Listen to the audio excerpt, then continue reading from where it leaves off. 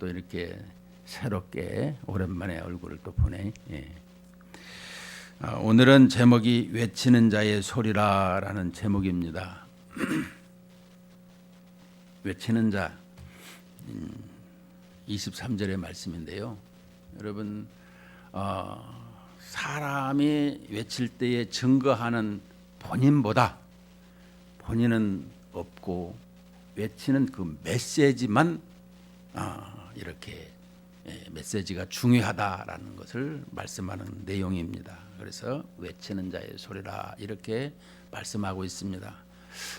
우리는 항상 복음을 증거할 때에 내 얼굴, 내 이름을 드러내는 경우가 있는데 주님 앞에는 그런 것도 다 이렇게 뒤로 하고 오직 주님의 메시지만 드러내는 이런 모습을 오늘 세례 요한이 본문에서 증거하고 있더라 이런 말씀이 되는 것입니다. 우리 사람들에게 우리 성도들에게도 이렇게 어디에서든지 주님의 이름만 드러나는 이런 모습이 되어야 된다라는 것입니다. 그래서 이 목회에 있어서 그 목회자의 훈련이라는 것을 통해서 우리에게 가르치는 것은 말씀만 집중적으로 볼 수 있도록 옷, 의상이라든가 이런 데 이렇게 스카프라든가 하지 않고 볼펜도 하지 않고 오직 말씀만 볼 수 있도록. 그래서 심지어 어떤 데는 이 강단의 꽃도 이렇게 꺾꽂이 같은 것을 하지 않는다고 합니다. 왜냐하면 꺾꽂이 같은 것도 하게 되면 그 꺾꽂이를 그리고 있답니다. 집에 가서 다시금 자기도 해본다고. 그래서 오로지 말씀만을 받아들이고 말씀만을 볼 수 있도록 이렇게 한다라는 거예요. 그러므로 우리에게 있어서 이 메시지가 얼마나 중요한가 이것을 오늘 봤으면 좋겠습니다. 특별히 이 메시지를 증거하는 데 있어서 많은 사람들이 이렇게 며칠 내로 되어질 일을 하게 되면 금방 받아들일 수가 있습니다만 노아처럼 120년 동안 이렇게 방주를 지으면서 홍수로 심판한다는 얘기를 때 그것 받아들이기가 어렵지 않나 이런 것을 보게 되죠. 그러나 분명한 것은 하나님의 말씀은 1.1획도 흔들림이 없이 틀림없이 이루어진다라는 것이 성경의 가르침인 것입니다. 그러므로 오늘 우리에게도 주신 이런 하나님의 말씀을 증거할 때 어떻게 증거하고 있는가 그리고 무엇을 말하고 있는가 그렇다면 우리에게 있어서 어떤 은혜를 주시고 있는가 이런 부분을 상고했으면 좋겠습니다. 특별히 여기 19절에 보게 되면 유대인들이 예루살렘에서 제사장들과 레위인들을 요한에게 보내어 내가 누구냐 물을 때 요한의 증언이 이러하니라. 자, 오늘 보니까 유대인들이 예루살렘에서 제사장들과 레위인들을 보냈다라고 하고 있습니다. 또한 24절에는 바리새인들을 보냈다라고 하고 있습니다. 마태복음에서는 이렇게 또 마태복음 3장에서 보게 되면 이 바리새인들과 사두개인들을 보냈다 이렇게 말하고 있습니다. 그러면 유대인들이 왜 이것을 이 사람들을 보내게 되었느냐라고 하면 유대인들에게는 이 국회에 해당하는 정치에 해당하는 산헤드린이 있습니다. 그런데 이들은 이 정치와 종교를 이렇게 함께 하고 있는데 그들에게 있어서 이단들이 드러나게 되게 되면 해결을 해주고 그 이단들을 징계하는 모습을 가질 수 있어야 되는 것입니다. 근데 이 세례 요한이 이 증거하는데 물세례를 주고 있는데 많은 사람들이 이렇게 몰려다니고 있더라는 거예요.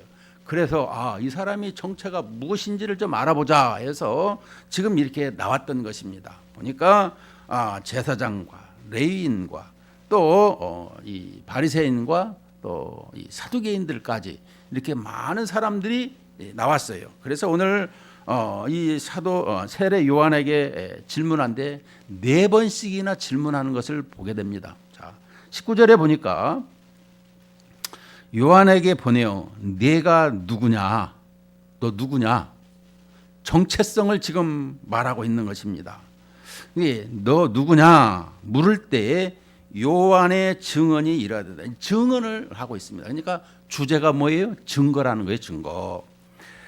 20절에 보니까 요한이 드러내어 말하고 숨기지 아니하여 드러내어 하는 말이 나는 그리스도가 아니라 한데, 왜 그리스도예요? 메시아라는 얘기죠. 나는 메시아가 아니라, 이렇게 자기의 정체성을 분명히 밝히고 있습니다. 그러면 두 번째로 또 묻되, 그러면 누구냐? 내가 엘리야냐? 이렇게 메시아가 오기 전에 이 엘리야가 온다고 말씀했잖아요. 이 말라기서에 보게 되면, 자, 그러면 네가 엘리야냐? 이렇게 물어보는 것입니다. 그런데 나는 아니다. 엘리야도 아니다. 왜냐하면 예수님이 오시기 전에 엘리야가 와서 그 모든 길을 이렇게 열고 또 이렇게 길을 닦는 역할을 하고 있습니다. 그러니까 의전을 하고 있는 것을 설명해 주는 거예요, 이 대목은. 그런데 이미 예수님께서 이 땅에 오셔서 세례 요한을 이렇게 엘리야라 이렇게 예수님께서 말씀하셨죠. 자, 그런데 엘리야냐 이르되 나는 아니라. 그러니까 또 묻되 내가 선지자냐? 대답하되 아니라. 그러면 선지자냐? 하나님의 말씀을 전파하고 증거하는 이런 선지자냐? 이렇게 말씀하고 있습니다. 그는 이렇게 하나님의 말씀을 증거하는 데 있어 자기가 누구인지를 분명히 알고 있는 사람이다라는 것입니다. 19절에서 유대인들이 보낸, 예루살렘에서 보낸 제사장들, 레위인들, 바리새인들, 사두개인들 이렇게 말하고 있는데, 그들에게 있어서 그들은 이 예루살렘에서 산헤드린에서 보낸 사람들이죠. 그러면 사도 요한은 누가 보냈을까요? 6절에 보니까, 1장 6절에 보니까 하나님께로부터 보내심을 받은 사람이 있으니 그의 이름은 요한이라 그랬습니다. 이것이 요한, 세례 요한을 지칭하고 있어요. 하나님께로부터 보냄을 지금 받았어요.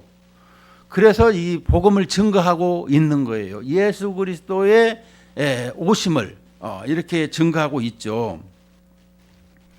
자, 그 다음에 또 말합니다. 이 선지자냐? 대답하되 아니라. 그러니까 또 말하되 누구냐? 우리를 보낸 이들에게 대답하게 하라. 너는 내게 대하여 무엇이라 하느냐? 이게 너에 있어서 누가 너의 정체성과 누가 보내서 이 일을 하느냐라고 지금 계속해서 묻고 있는 것을 보게 됩니다.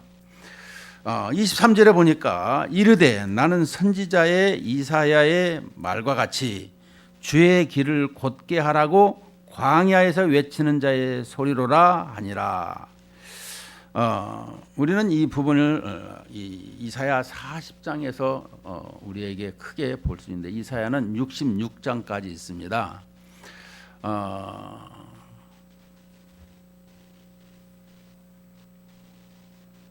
66장까지 있는데 1장에서 39장까지는 심판에 대해서 설명을 하고, 이제 40장부터 66장까지는 회복에 대해서, 그래서 말씀하고 있는데 40장부터는 내 백성을 위로하라 이렇게 말씀해 주고 있습니다. 이 말씀은 뭐냐라고 하면 메시아가 이 땅에 오게 되면 그것을 설명해 주고 있습니다. 여러분, 우리에게 있어서 예수님의 십자가의 대속을 우리는 기억을 합니다. 왜 예수님이 십자가의 대속을 하셔야 될까요? 이것을 우리는 좀 기억을 하고 알아야 되는 것입니다. 왜 예수님께서 십자가의 대속을 하셔야 되는가? 하나님께서는 남자와 여자를 이렇게 창조하시고 또 에덴 동산에 두셔서 선악과를 먹지 말라고 말씀하셨습니다. 그런데 선악과를 먹지 말라고 하는 말을 사탄이 뱀을 도구로 사용하죠. 그래서 이 뱀이 이렇게 말하는 것을 볼 수가 있는데, 그 뱀이 선악과를 이렇게 따먹도록 이렇게 유혹을 했죠. 그래서 범죄하게 되었습니다. 이 범죄하고 있는 이 아담과 하와를 하나님께서는 이제 심판을 하셨습니다. 어떻게 심판을 했습니까? 반드시 죽으리라 이렇게 정령 죽으리라 했던 것이 반드시 죽는다. 정령이라는 말은 그렇죠. 그러면 죽는데 언제 죽었습니까? 바로 심판에서 죽는 것이 아니고 이 죽음이라고 하는 것은 영과 육의 분리다라고 하는 것을 설명해 주고 있습니다. 그리고 또한 이 아담이 몇 살까지 살았느냐라고 하면 930살까지 살았습니다. 결국에는 아담이 죽는 것을 통해서 죽는구나. 이것을 육체의 죽음을 설명하고 있어요. 영과 육이 분리되는 것을. 분명히 사형 선고를 내렸지만 그 다음에 창세기 3장 15절에서 무엇이라고 했죠? 여자의 후손을 약속해 주셨습니다.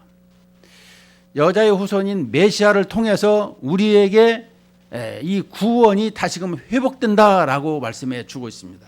이것은 우리가 법정에서 이 사형했지만은 그 사형을 유보하는 집행유예를 선포합니다. 언제까지? 예수님이 여자의 후손으로 오실 때까지 그것을 집행을 유보했다 해서 우리가 집행유예라 이것을 설명해 주고 있습니다. 그러면 그 사람이 이제 대표적으로 아담이 죽어야 되죠.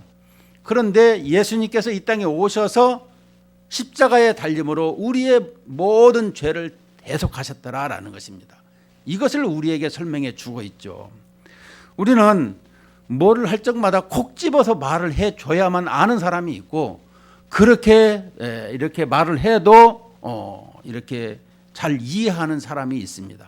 여러분 성경을 볼 적마다 잘 이해할 수 있는, 그래서 하나님께서 내 영안을 열어주셔서 하나님의 나라를 바라보면서 하나님의 뜻을 잘 이해하고 분별하는 우리 믿음의 성도들이 다 되시기를 주의 이름으로 축원을 드립니다.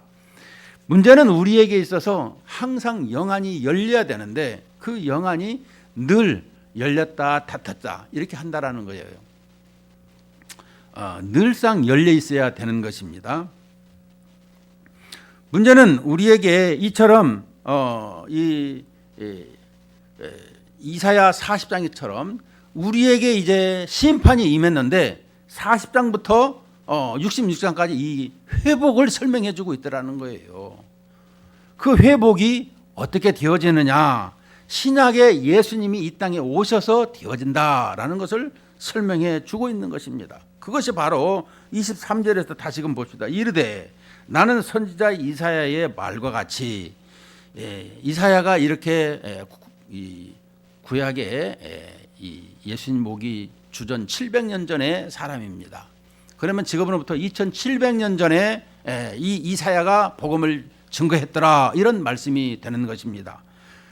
그래서 어떻게 증거했느냐? 주의 길을 곧게 하라고 광야에서 외치는 자의 소리라. 그러니까 메시아가 오게 되면 어떻게 오는가?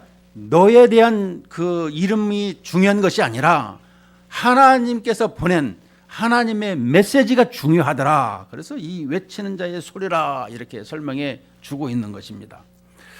그들은 바리새인들이 보낸 자라. 또 물어 이르되 네가 만일 그리스도도 아니요 엘리야도 아니요 그 선지자도 아닐진데 어찌하여 세례를 베푸느냐?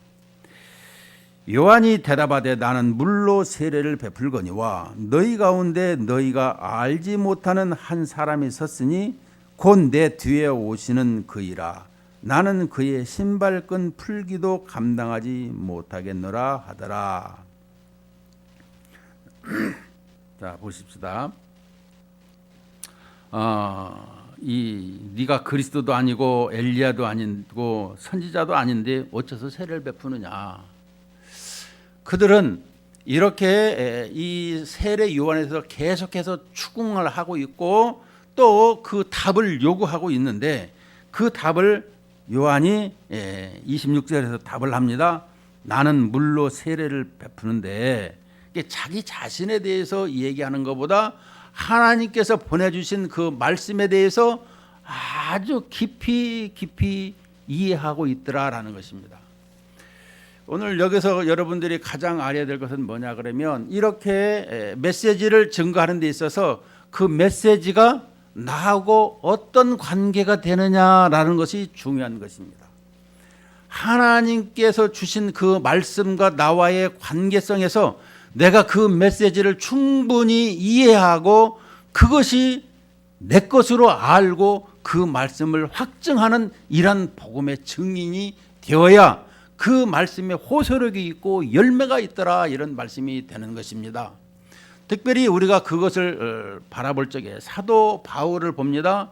사도행전 9장에서 하나님의 자녀들을 핍박하는 그런 모습 속에 이 다메섹 도상에서 예수님을 만난 후부터 나는 그리스도의 종입니다, 이런 그 선포를 하면서 그리스도의 종으로서의 그 복음을 바르게 증거하는 것을 볼 수가 있습니다. 그러니까 내가 하나님의 말씀을 증거하는 데 있어서, 내가 그리스도인으로 사는 데 있어서 이런 모습이 있어야 된다는 거예요. 내가 어떠한 사람이냐? 그리스도를 만나고 그 은혜와 진리를 내가 충분히 수납하고 수용하고, 이제는 그것이 내 것으로 말미암아 내가 이 땅을 사는 동안에 그 일을 맡은, 사명을 맡은 내가 성도요, 장로요, 권사요, 목사요, 이런 모습을 가져야 된다는 것입니다. 그럴 때에 다른 사람들에게도 주님의 말씀을 증거할 때에 호소력이 있고 열매가 있더라, 이것을 말씀하고 있습니다. 이것을 증언이라 이렇게 말하고 있는 것이죠. 여러분, 우리는 신앙생활 하면서 이런 부분을 간과할 때가 너무나 많이 있더라는 것입니다. 우리 신앙생활 하면서 솔직해져야 되는 것입니다. 항상 하나님과의 관계성에서.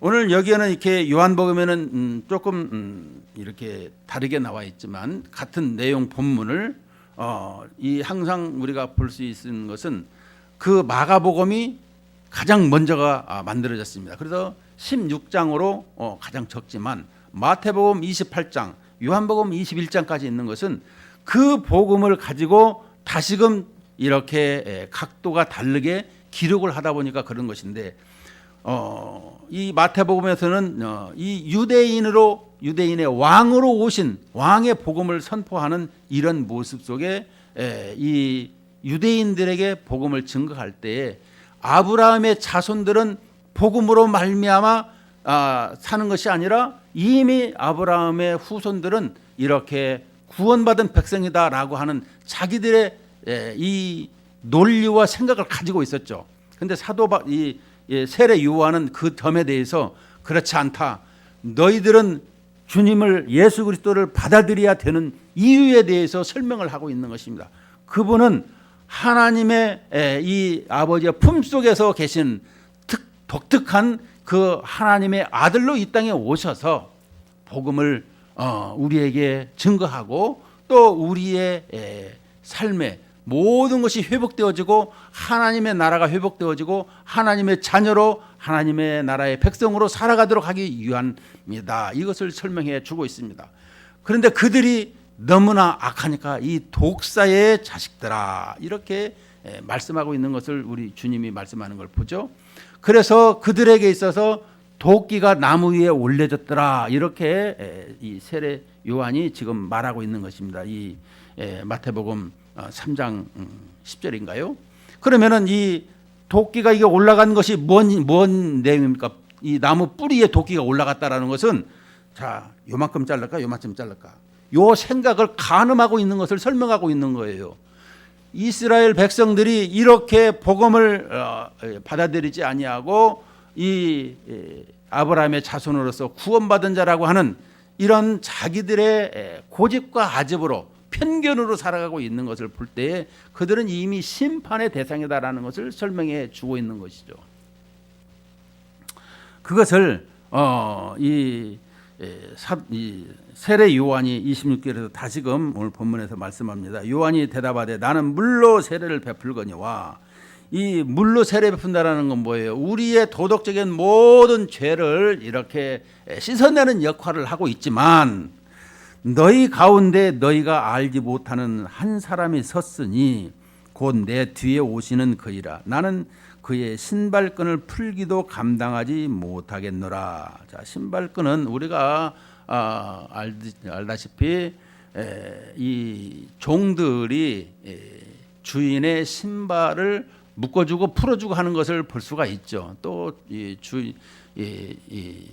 노예가 종이 이렇게 주인의 신발을 벗을 수 있도록 또 이 신발을 잡고 이런 모습을 보게 되죠.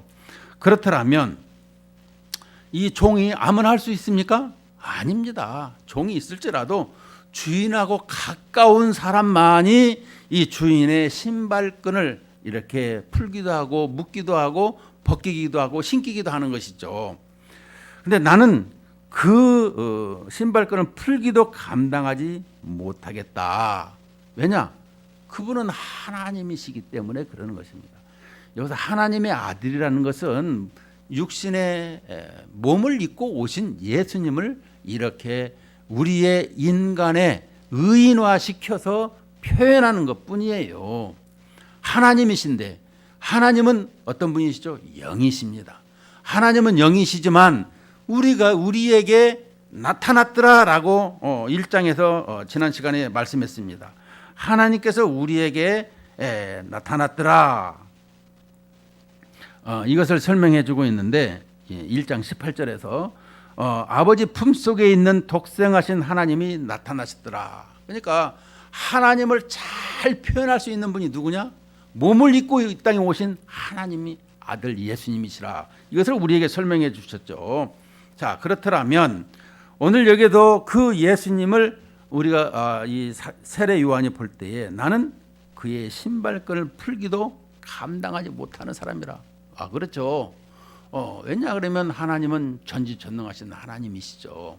우리는 피조물에 불과한 거예요. 피조물이 하면은 얼마나 많이 하고 할 수 있겠습니까? 그 모든 것도 다 하나님의 손길에 의해서 하나님의 입술에 의해서 살아가고 있는 것을 설명해 주고 있는 것입니다. 그런데 우리에게 있어서 내 뒤에 오는 이런 부분을 설명해 주고 있는데 그 예수님에 대해서 우리는 얼마만큼 알고 있는가, 이 부분이 지금 중요하더라라는 것입니다. 그것을 오늘 23절에서 주의 길을 곧게 하라고 광야에서 외치는 자의 소리라, 이것을 우리가 좀 더 깊게 생각을 해야 되는 것입니다.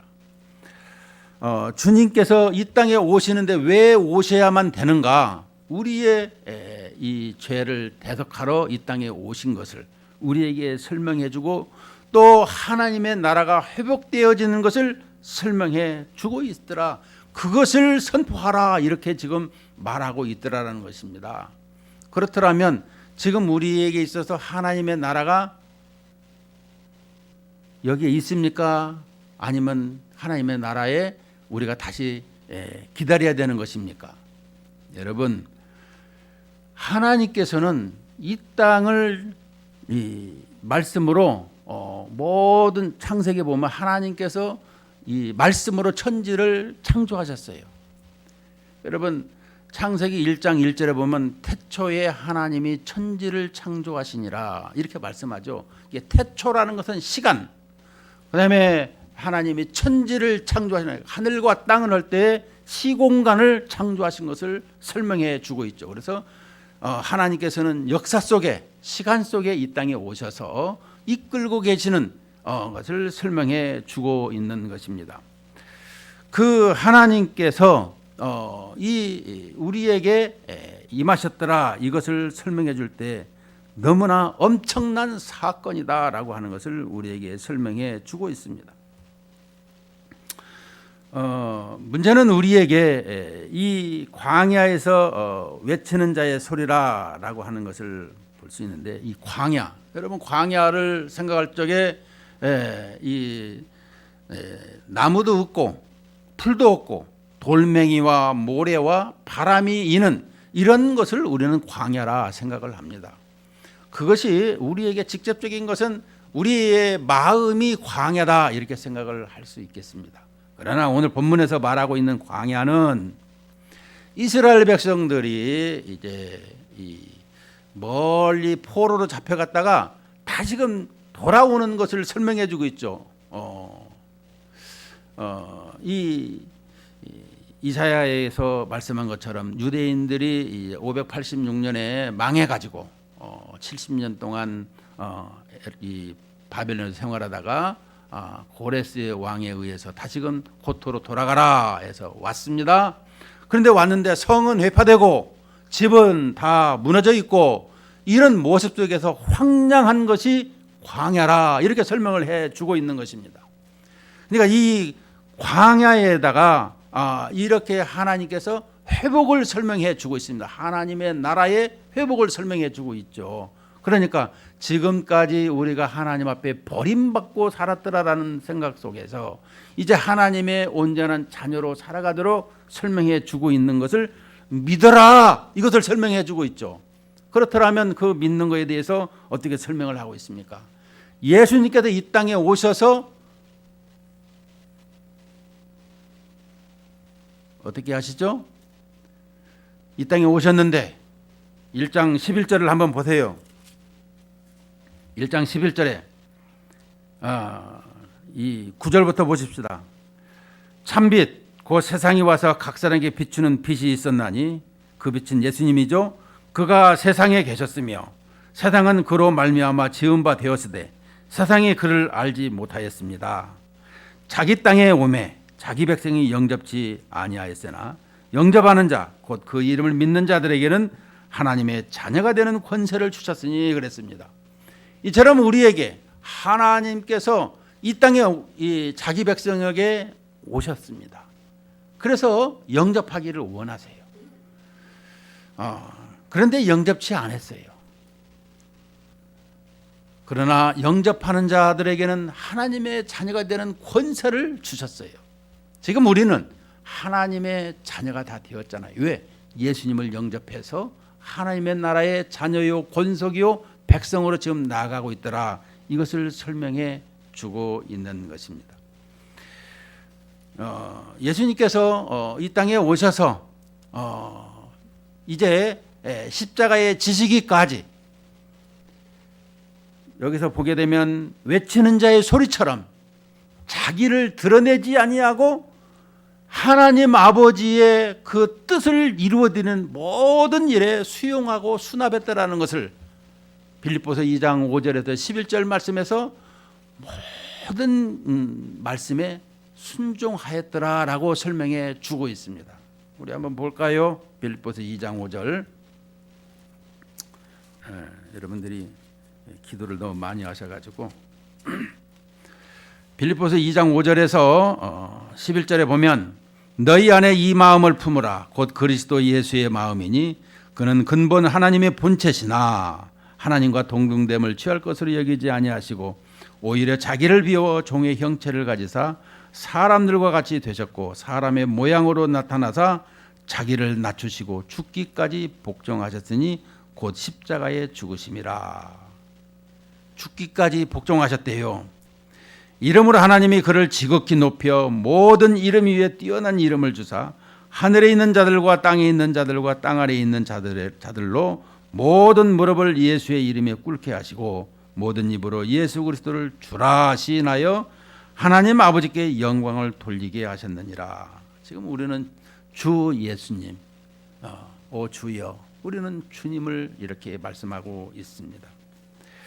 자, 우리에게 있어서 지금 이 세례 요한 특별히 이렇게 외치는 자의 소리를 바라볼 적에 예수님께서도 우리에게 이 땅에 오셔서 하나님의 말씀을 그대로 순종하고 복종하는 것을 통해서 그 복음에 대해서 이 우리에게 모든 것을 본을 보이신 것을 볼 수가 있습니다. 예수님은 하나님이시기 때문에 그 모든 것을 하나님을 보기를 원하면 예수님을 보시면 된다라고 여러분들이 이해를 하셔야 되는 것입니다. 왜냐하면 1장 18절에서도 우리에게 나타나셨다라는 것은 하나님의 품속에서 나와서 하나님을 너무너무 잘 알고 있는데, 예수님께서 신이시고 하나님이시고 또 우리는 몸을 입고 있고 우리도 몸을 입고 있고 우리는 다르게 영이 있지만은 어떻게 하든지 하나님께서 우리 안에 거하시는 이런 하나님과 우리와 이렇게 함께하는 것을 말씀해 주고 있습니다. 근데요, 어떻게 하나님과 우리 인간과 이렇게 함께할 수 있을까? 또 그것을 어떻게 이해할 수 있을까? 여러분들이 좀 그런 부분이 미심쩍을 수가 많이 있습니다. 영에 대해서 보이지 않는 것에 대해서 이야기할 적마다 여러분, 전기를 여기 볼 때에 불이 들어와 있어요. 전기를 볼 수가 있습니까? 근데 이게 불 켜지는 것을 보거나 이렇게 우리가 전자레인지를 돌리거나 전기를 통해서 불이 일어나는 것을 볼 적마다 전기가 있구나, 우리는 이것을 확실히 알 수가 있어요.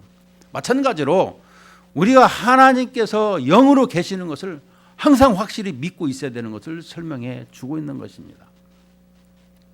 그래서 예수님께서 이 땅에 오셔서 우리의 모든 죄를 대속하시고 부활하셔서 하늘에 승천하셨습니다.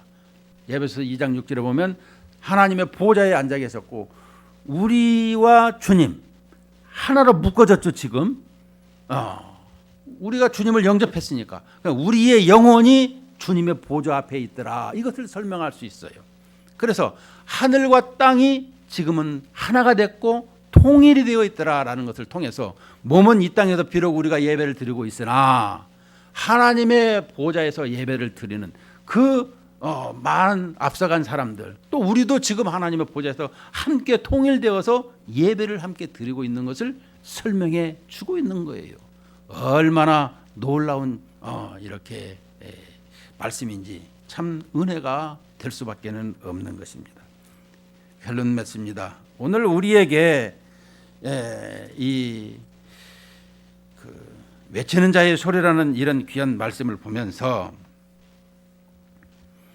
우리가 심판과 저주의 멸망 아래 광야처럼 이 광야에서 살아갔던 인생처럼 우리가 이렇게 죽을 수밖에는 없는 인생들을 하나님께서 다시금 메시아 예수님을 보내어서 대신 우리의 모든 죄를 대속하게 하시고 그 예수를 영접하는 자들마다 하나님의 자녀가 되는 권세를 주시고 하나님의 자녀로 살아가게 하셨다라는 것을 말씀하는 것을 외치는 자의 소리로 회복시켰더라, 이것을 우리에게 설명하고 있는 것이죠. 그러므로 우리는 지금 하나님의 자녀로서 하나님의 나라의 권속으로서 살아가고 있는 것을 많은 사람에게 돌아오기만 하면, 주님 앞에 돌아와서 주님을 나의 왕, 세상의 왕을 섬기고 자기 자신의 왕을 섬겼으나 이제 하나님을 영접하고 하나님의 왕으로 하나님을 나의 왕으로 인정해 드리는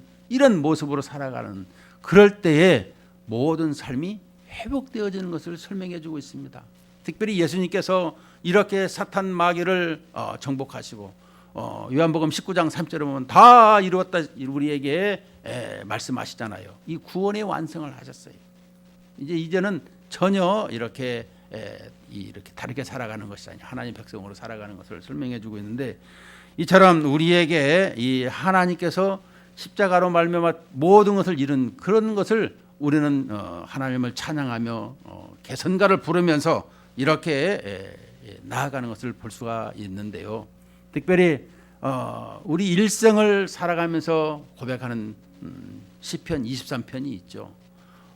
근데 이 시편 23편에서도 보게 되면 내 평생의 선하심과 인자하심이 반드시 나를 따르니 내가 여호와의 집에 영원히 살리로라, 이렇게 말씀해 주고 있습니다. 그런데 24장에 넘어가서 시편 24장에 넘어가다 보면 24장 7절에 문들아 너희 머리를 들지어다, 영원한 문들아 들지어다, 영광의 왕이 들어가시리로다. 우리가 주님이 이렇게 들어가시는 그 찬양을 통해서 우리와 함께 들어가는 것을 말씀해 주고 있더라는 것입니다. 그래서 오늘 우리가 에베소 2장 6절에도 보게 되면 하나님의 보좌에 이렇게 앉아 계시는 이런 모습을 우리에게 설명하고, 우리가 어디에서도 흔들리지 않냐고 그 영광의 왕께 어떻게 하죠? 신약 이 요한계시록 4장 4장에 보게 되면 먼저 그 많은 하나님의 구원받은 백성들이 면류관을 전부 이것조차도 하나님의 것입니다 하고 다시 면류관을 돌려드려요. 내가 보잘것없고 아무것도 한 것이 없습니다. 주님이 다 이루셨습니다 하고 면류관을 다 주님 보좌 앞에 돌려드리는 것을 볼 수가 있습니다. 우리가 예수님의 그 승리를 통해서 항상 우리가 약속에 또 소망에 이런 말씀의 사람들이 늘 성령 충만함으로 되어지기를 주님의 이름으로 축원을 드립니다.